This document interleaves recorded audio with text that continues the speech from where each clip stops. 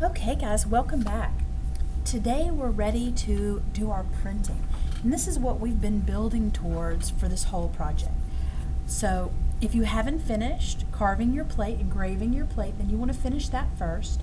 And once you have this done, you are ready to print, to start that process.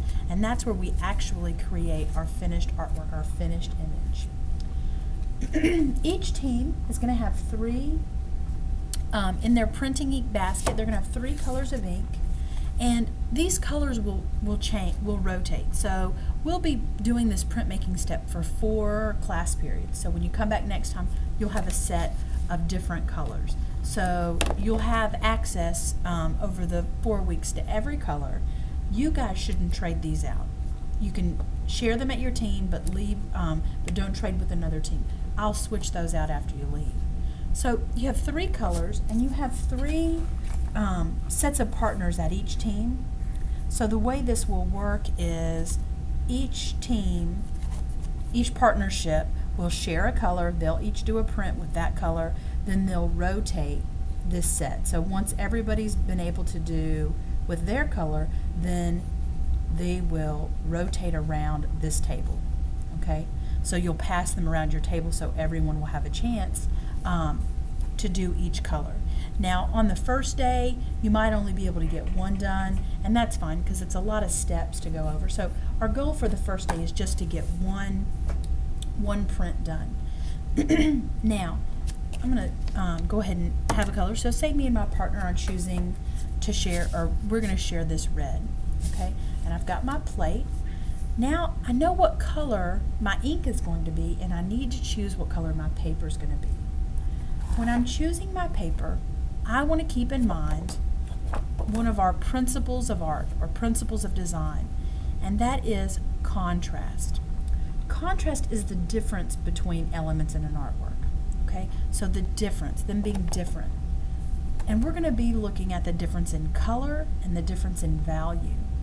Now you want contrast. So a contrasting color would be a color that is far away on the color wheel. So if I have red, the very farthest away color is green. Okay, it's separated by two pie pieces. Okay, it's the complementary color. It's actually the opposite of red. So that would work. I can also think of a contrast in value. So this red is a fairly dark color. I could look for a paper with a light color. And in the paper cubbies, I have half sizes of all the colors of paper. They're just on top of the large pieces. So you'll go and you can have access to any color you like. So an opposite color, like green, okay, that's going to have contrast.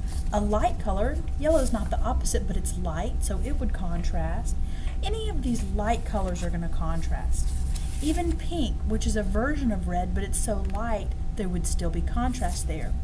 Now, this red is almost the same, so my image would not show up well. This does not have contrast, and we found in the past that the red is too dark for the black, so that doesn't really contrast either. So black and red won't work.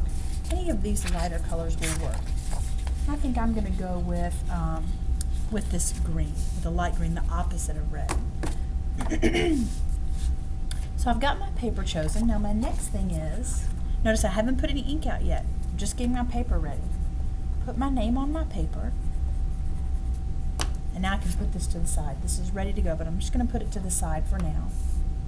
The newspaper people for your team with that job are actually going to get an old catalog, and it's this is what we're going to use to protect our table.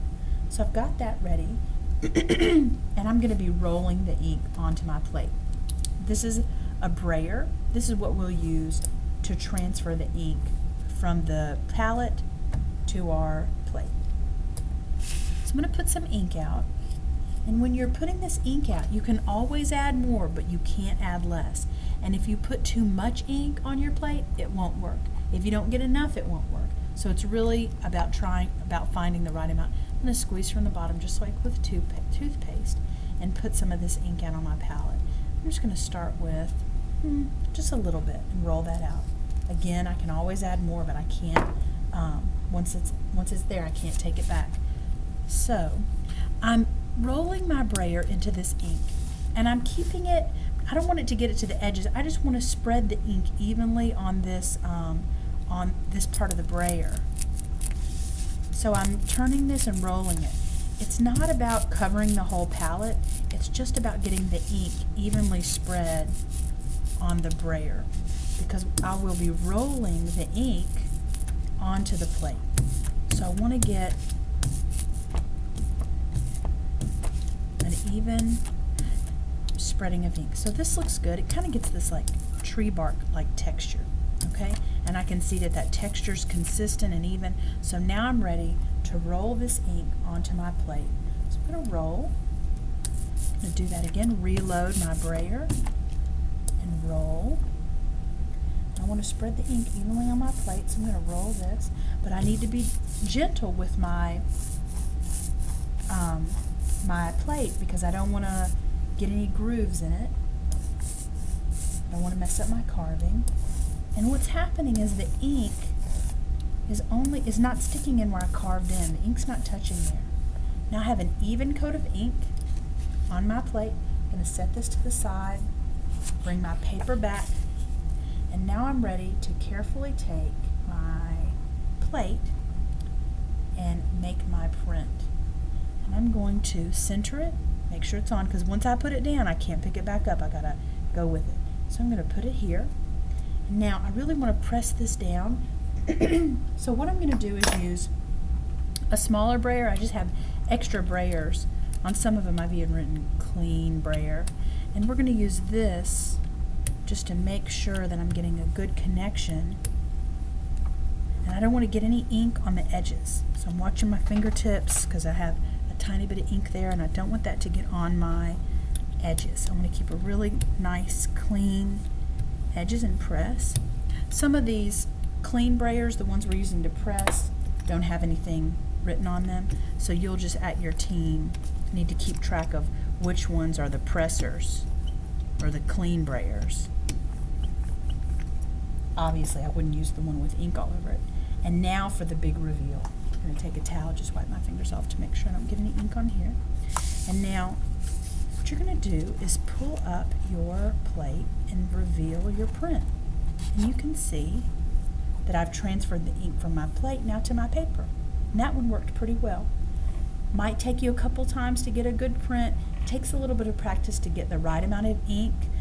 If you get too much ink, it can get messy and go into your grooves, and then you wouldn't be able to see your image. If you don't have enough ink, then you can clearly see that you wouldn't have enough there, because you'd still see too much paper through.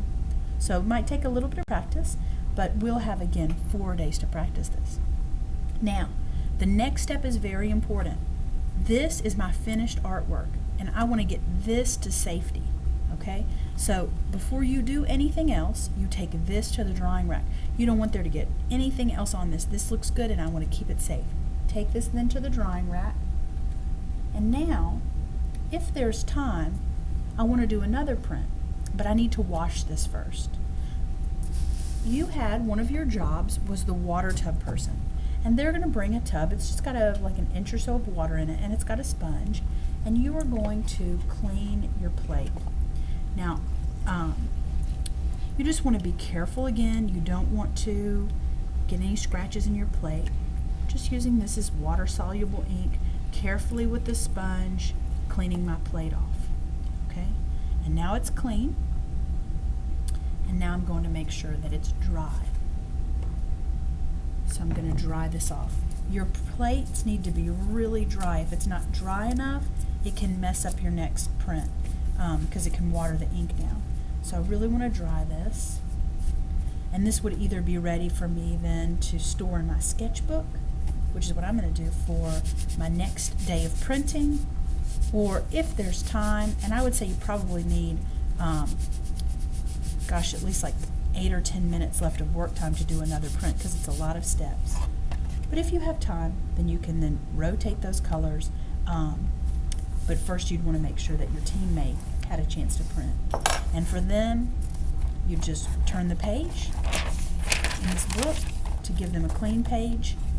And now you can assist your partner with getting a print for them. And then once both of you have printed and your teammates are ready, you can then rotate the colors around your table if you have time. If not, no worries. Today, our goal, the first day, our goal is 1 print. If you get 1 print done, then we'll be doing good. I'll tell you more of the cleanup steps at your tables. I'm really excited today to see how your plates work, and good luck with printing. Enjoy.